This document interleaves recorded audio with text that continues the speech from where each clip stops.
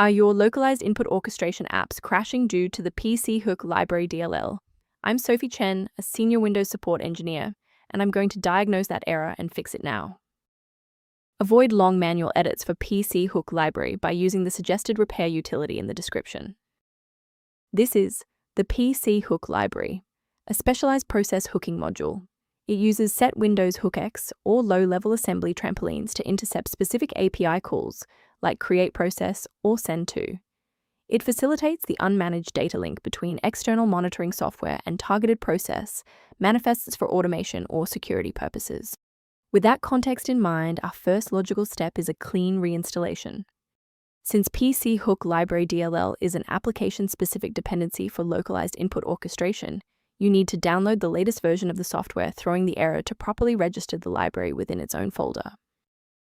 In the event the error remains visible, it indicates we need to verify the environment's ability to register new shared resources. A system reboot is a reliable way to clear away zombie processes that might be interfering with Pchook Library. It's a low-impact step that ensures your operating system is starting with a synchronized environment. Before you restart, please bookmark this video or click the like button so that it's waiting for you in your library for the next step. Restarting doesn't always catch everything. If you're still having trouble, let's try this next step together. And if you need to pause the video, I'm not going anywhere. Rebooting didn't reconnect the runtime links, so let's go into the control panel and refresh the library files. First, go to Control Panel, then select Programs and Features. Second, find every Microsoft Visual C++ redistributable, 2005 through 2022. Third, right-click each and select Change, then select Repair. If that fails, download the latest all-in-one VC++ redistributable package from Microsoft's website. Please note that for DLL files with numbers, the number tells you which version to repair. For example, 120 equals 2013. From a systems engineering perspective, there is one major security pitfall I need to help you avoid.